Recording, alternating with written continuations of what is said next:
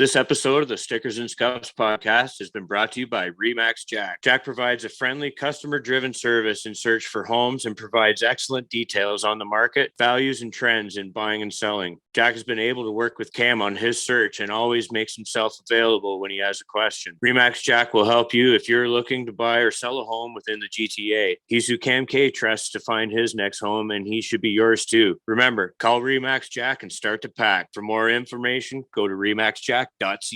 Hi, this is Mario Andretti, and you're tuned into Cam, Graydon, and the team as Stickers and Scuffs podcast. They're true Canadian racing fans.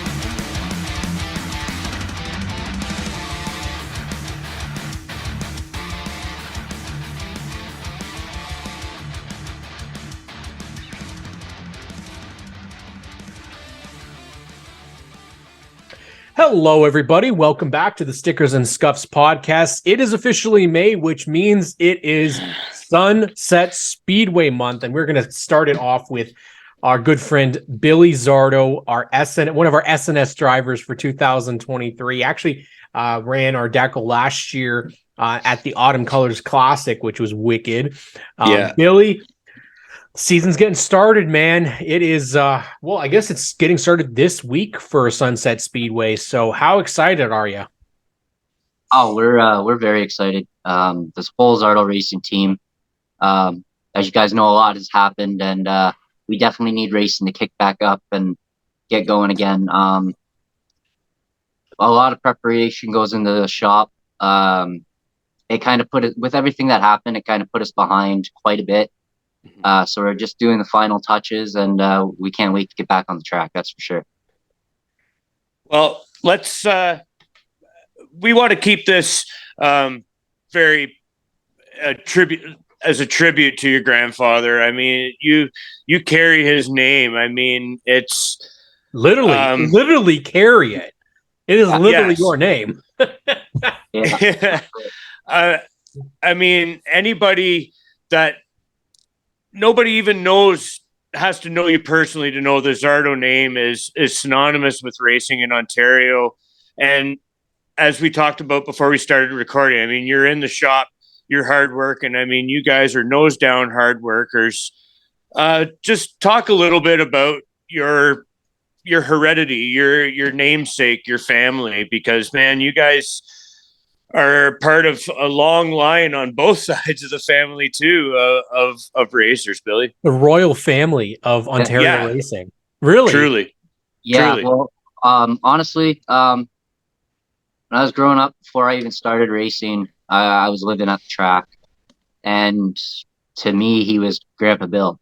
He wasn't anything crazy. He was just Grandpa Bill going out and driving race cars. Yeah. And as cool as that was, it didn't really hit me until I started fully understanding and talking to people in the racing community, what he has done for racing, what he has done in racing. And honestly, I'm still finding trophies right now as we're going through them. That just amazes me. I think it was 1983. He won Stock Car Driver of the Year, Canadian. Like, how cool is that to have? So that's something we keep, we're honored by.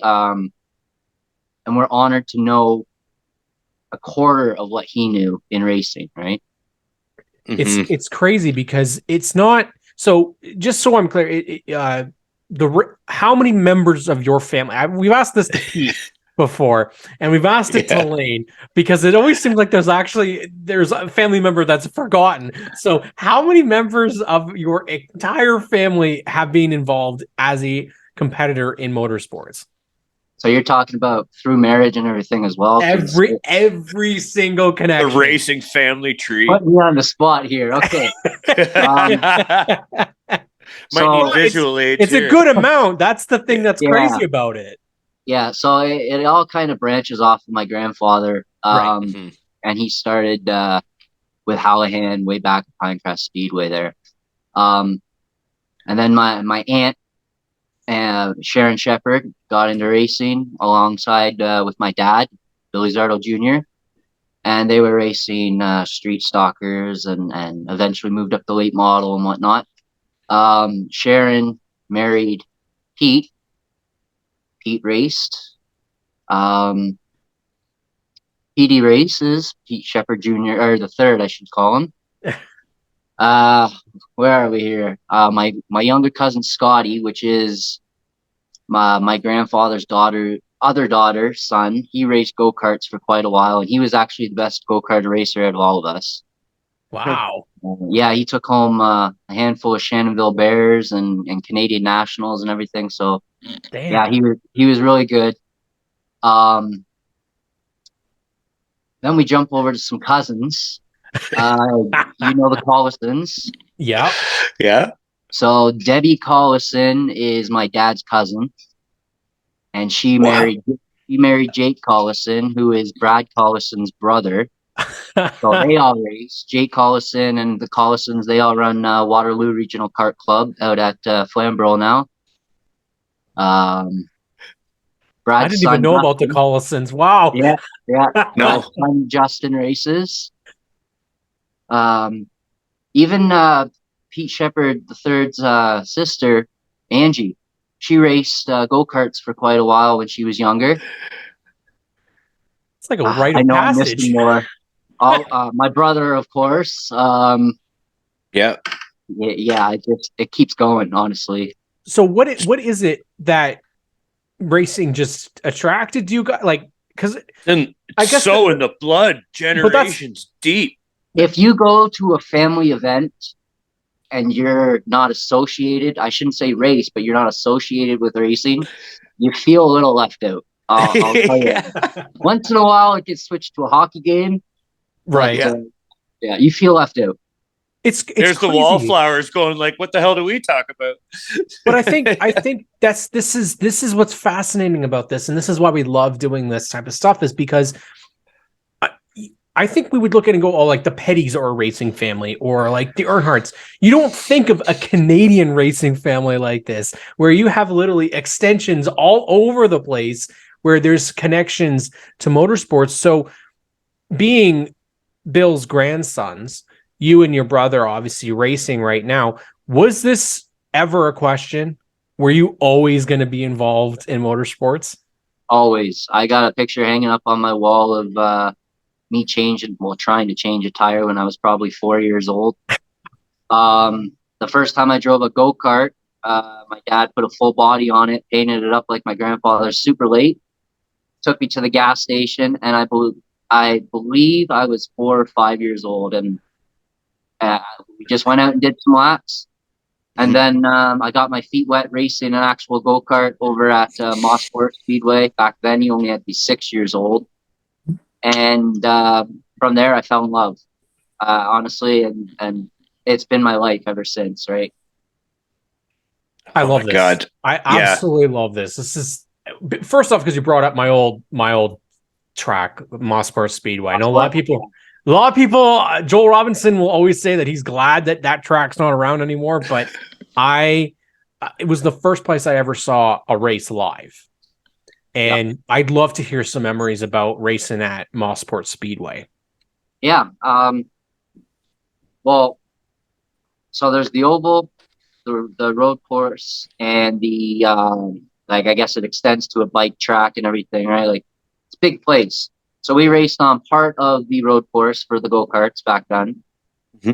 And my furthest memory back I can remember is it was raining, and we used rain tires. I was passing for the lead, and I clipped the mud, and we started flipping. Me and Oh, the guy I shit. was passing, and that was pretty well it. But that didn't scare me. I mean, many people back then asked my mother, "Aren't you afraid your son's going to get hurt?" Well, no, because this is what he loves to do, and he's Mhm. going to find it another way. He might as well be strapped into a car, so to speak, right? Yeah, definitely. Definitely. I mean, we've said it before. I mean, Graydon's getting a taste of it right now, being able to get in and drive, but you guys are different animals. Like you don't really think about the fear and think about the danger aspect of it. Where did your career go from go-karts then? Like where was your next step in motorsports? So we left Mossport and jumped over to Waterloo Regional Go-Kart Club. From then, they were at Binghamton Speedway. Mhm. After winning the championship in that, and then jumping up, I was 12 years old when Grandpa said, "Okay, let's go thunder car racing." So we skipped the mini stocks altogether. Wow. My grandfather, he wasn't a fan of front wheel drive cars, and back then especially. I mean, yeah, the Mustangs were sort of coming in, but they weren't fully in yet. So we skipped the mini stocks altogether, and I probably got lapped about 3 or 4 times my first race. But before that, we went out and practiced, and I probably did about 1,000 laps over at Flamborough Speedway. And then John Caselli said, "Yeah, he can at least control the car, so let's see him how he races." Damn. Yeah, I guess so Graydon, you waited a little long, eh? You could have done it at 12. yeah, yeah. So yeah, Well, yeah. once we spent a couple years with Thunder cars, um, they weren't super stocks back then, of course. Mhm. I had a 1979 Camaro, beautiful looking car, I thought. Then we kind of jumped up into the limited late models over at Sunset. And the reason why we did that was back then, the pro late models, it just wasn't affordable to us. The limited late models at the time had the 8-inch slicks, still stock shocks, a whole bunch of stuff that the pro late models didn't have. So that was the way we went. We found some success there, not great success, of course, because you once you get into any form of late model racing, you're now fighting against the best. It doesn't matter. And back then, we had Kevin Cornelius, Mike Bentley, all of these guys. So I found my footing in the late models for sure. And right away, I immediately fell in love with the late model, the way they drive, how smooth you have to be, how consistent you have to be, and you have to pick the right time to make your moves. Cam kind of just alluded to it in the set. Like, it's not typical for, like, when you think Canada, you think hockey families, but I mean, your name is like Petty, like Earnhardt. I mean, and those guys didn't get that way. I mean, especially for their eras too, without hard work. And I mean, as you're speaking to right now, that's, you guys have intimate knowledge of cars and race cars. So I mean, if it's broke, you guys fix it. You don't necessarily go and buy new parts, right? And I mean, that work ethic, that's how you can stretch a nickel to a dime too. And it, as a racer, that's beneficial in terms of every available cent goes into a racing program. And if you have a little bit more know-how upstairs and at your disposal in terms of like your family and myself, I'm a tradesman too. Like, we have our group of friends we call the trade brigade, because like you always lean on somebody that that knows how to do something or whatever. And it also kind of is a place where it's like racing. It's like everybody gets together and hangs out, but you're getting work done. Yeah, right? exactly. I mean, a long time ago, we learned pretty well from my grandfather.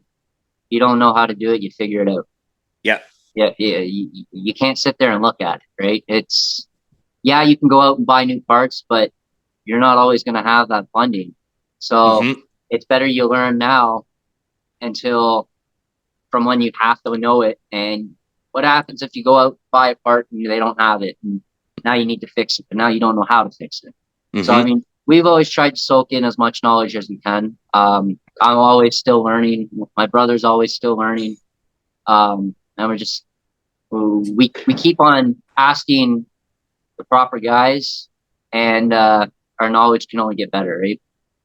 Exactly. Like, and in that process, when you're taking something apart, it's all nuts and bolts to an extent that you're finding out how it works and how it failed. And when you're putting it back together, maybe there's something you can do different, or how you can improve, like a better part or whatever. It's just, it's a working knowledge that just not necessarily every racer has to do. But I mean, I think it makes a lot of racers better when they are working on their own stuff. I mean, they appreciate what all the work that goes into it on race day when you just jump in the seat and go and put it through its paces. Absolutely.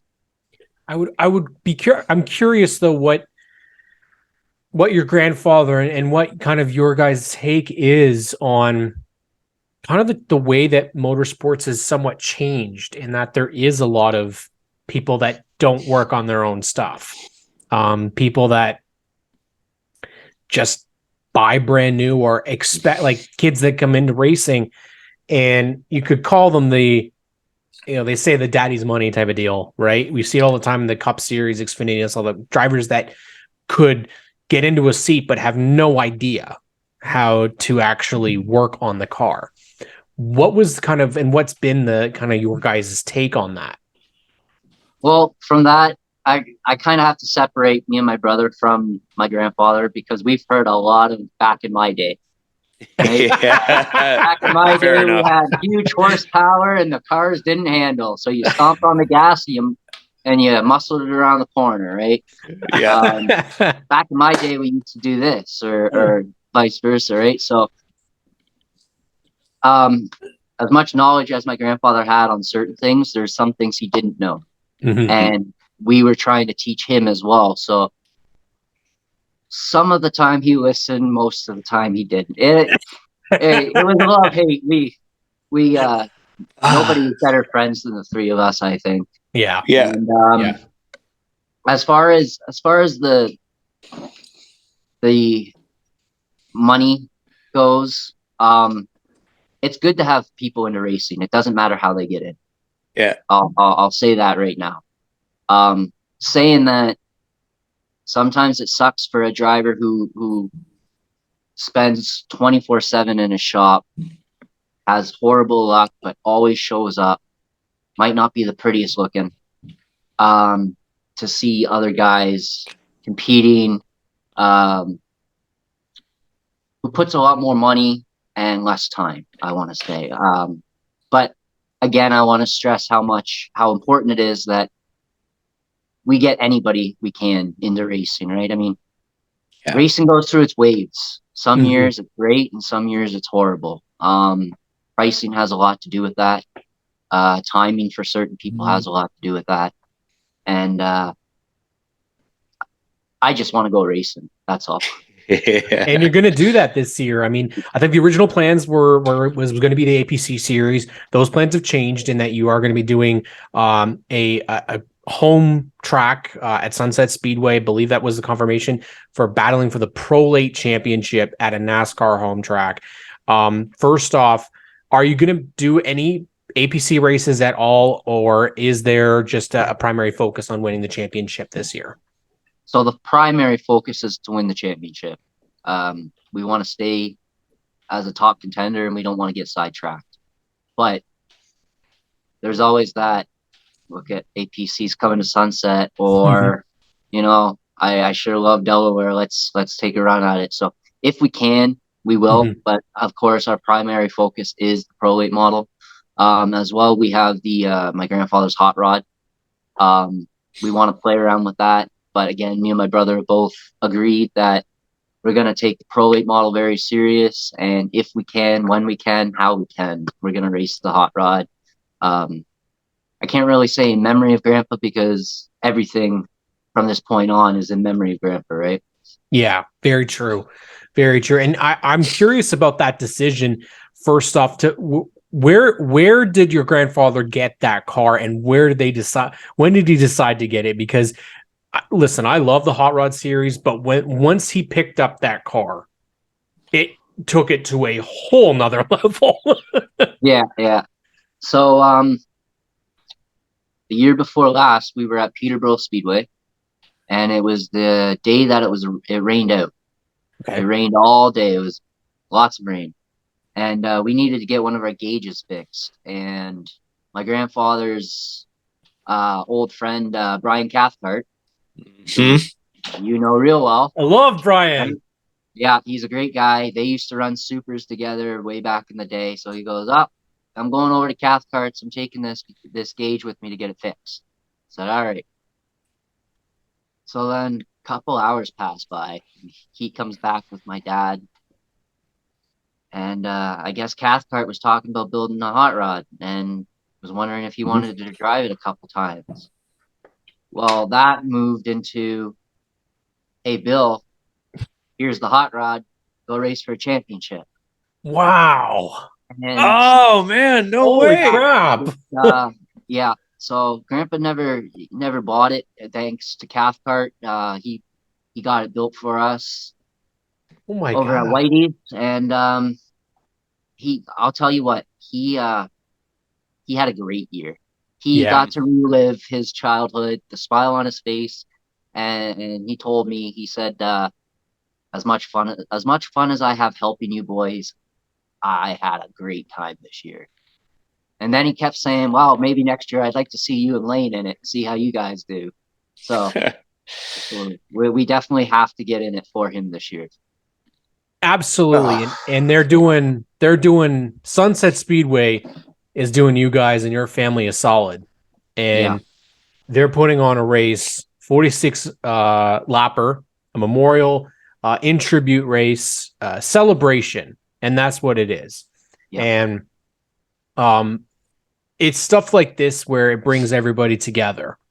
And I mean, you can't always say that, you get to go out on the podium, and to go out on the podium like he did was such a badass. And there's a great quote that you guys always put on Facebook. I can't really repeat it here because of the language, but some of the stuff that your grandfather would say makes me roll over laughing, because as you said, like, you guys would want to do things your way, and then he'd want to do things his way.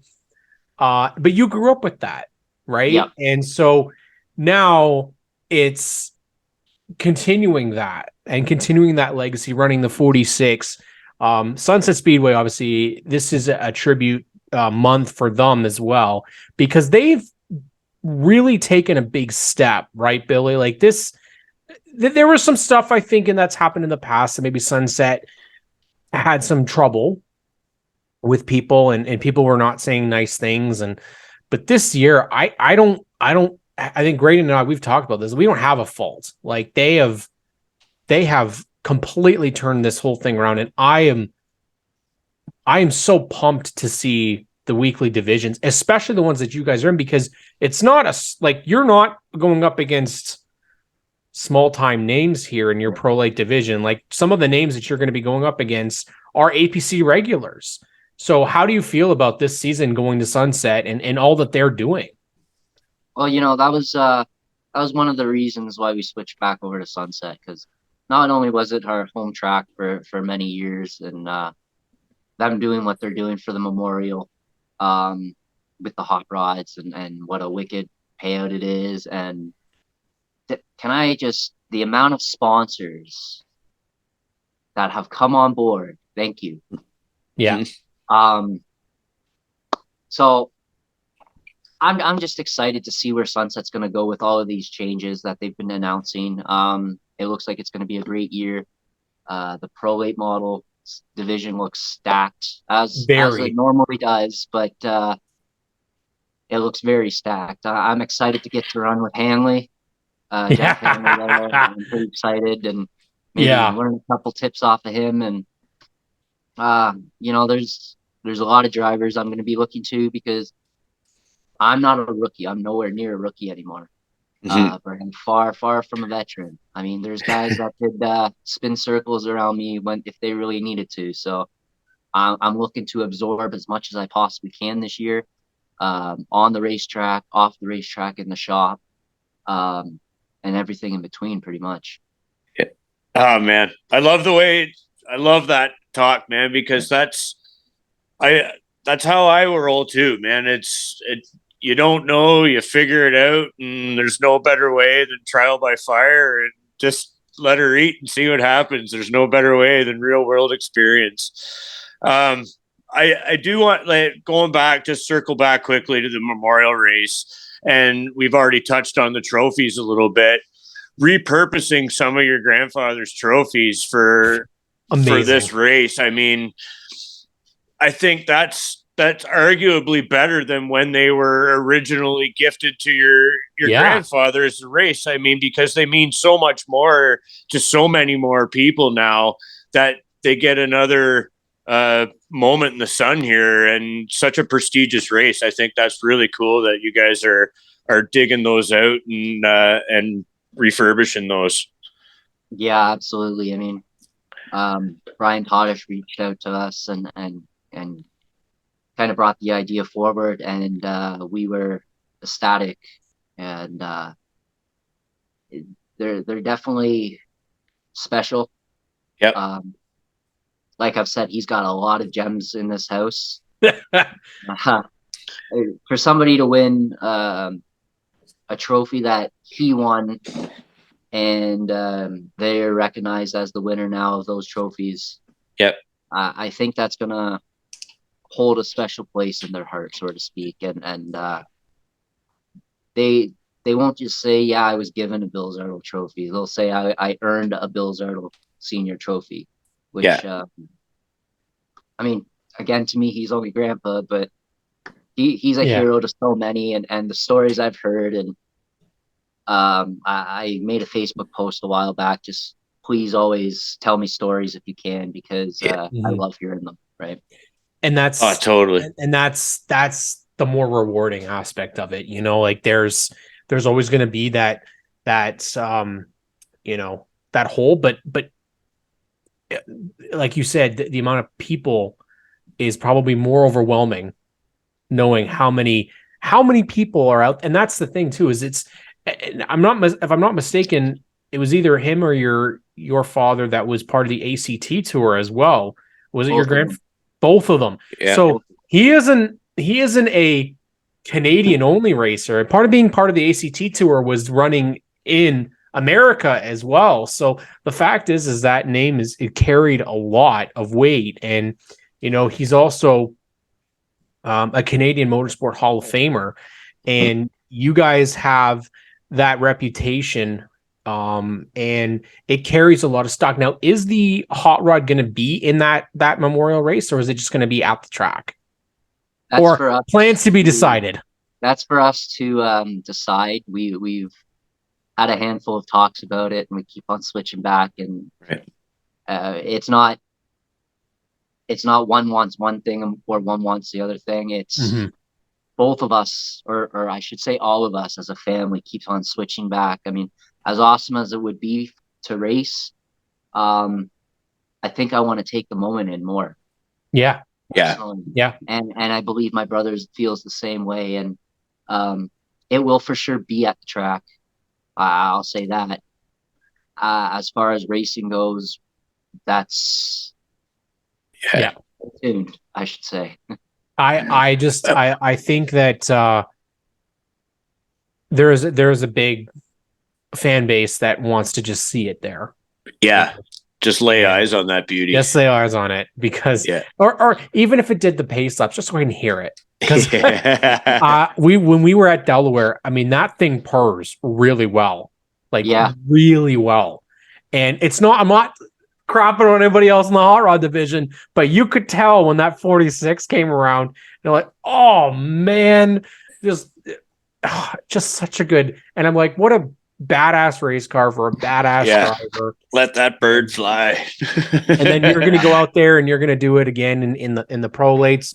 I'm going to touch on one thing that was always interesting for me because I knew of him from his TV show, and you guys represented him. You had him on your uniforms and on your race cars. How did you guys get a deal with Mike Holmes? So, well, he's no longer sponsoring us, but we had my grandfather had a best friend, and he was actually a subcontractor with Mike Holmes.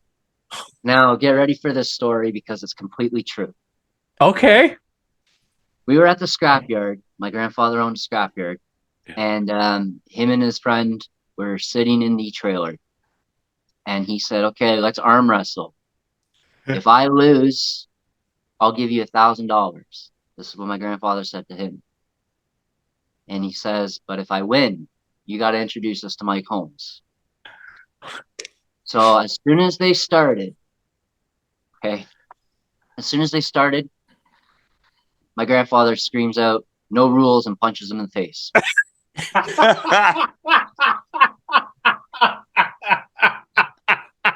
Guess who is representing Mike Holmes around short track? After that. And not one part of that is a lie. I swear to you. That's one of the best stories I've ever heard. Yeah. Oh my God. That's the best. I don't know how we could end it else other than that. That's a I was just going to say, we spent a great deal. I mean, as we said, your family name, your grandfather. I mean, it's a big deal. Your family and what you guys mean to racing is a big deal. You're your own man, and you got some pretty sweet merch coming out and available right now. Talk about your merch and your partners that help you get to the track, bud. Yes, absolutely. So the merch was good designer too, right? Yeah. Something new we tried this year. Normally our mother, Debbie Jo Zardo, she does an amazing job. So first and foremost, I went and talked to her and said, "What do you think?" She said, "That's an amazing idea. Go for it." Yeah. So we got together with Dan from Epic, and he does some amazing work. So they turned out beautiful, I think. And I'll have everybody's over at Sunset Speedway. I'll be bringing them, so don't worry about that. As well as customers right here. Yes. Sure. So for my sponsors, first and foremost, I got to say thank you to MC Mechanical because he's making most of this possible, as well as KRM Medwald, the Lone Ranger, Two Speed Motorsports, National Exhaust, Royal Machine and Tools, JDS, Harlem Plating, Pro Touch Electrical. I got a lot of huge supporters that they mean a lot to me for coming on board. Smart Screen Gutter Protection, Shelby Roofing, Gord's Basement Waterproofing, Euroworks, Airport Steels Auto, finally DJs and T's Design, and of course the Stickers and Scuff guys. You guys are awesome. Thank you guys so much for having me. I fully appreciate it. Well, that's the other way around. Man. It's more the other way around. Yeah, we want to thank you. No, because you know what, you guys.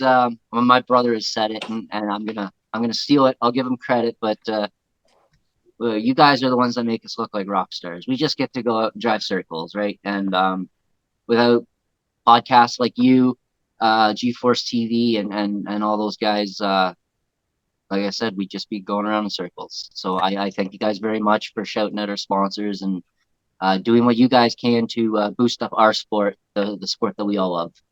Absolutely. Well, it's you're honor, right about really. that. It is we do love our sport. And I do want to throw out a shout out for your mom as well, because she has taken some great photos for Ontario Sportsman Series, and she takes great photos of racers in general, and always a go-to. So I think she has more fans than I do, because that woman knows. Well, what do we get Debbie Jo in? Why don't we get Debbie Jo behind the wheel, huh? How would that go?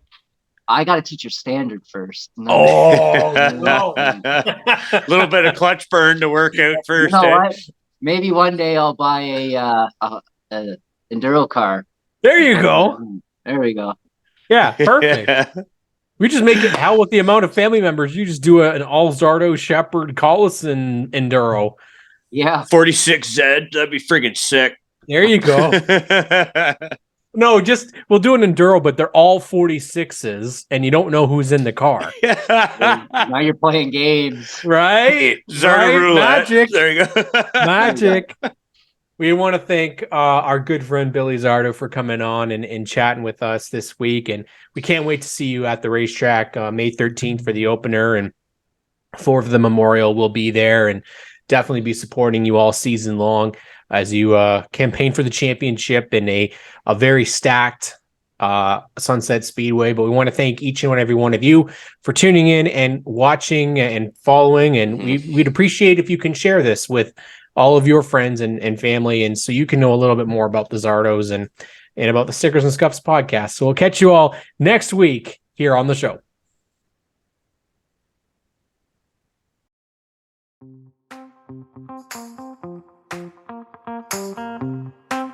Thank you.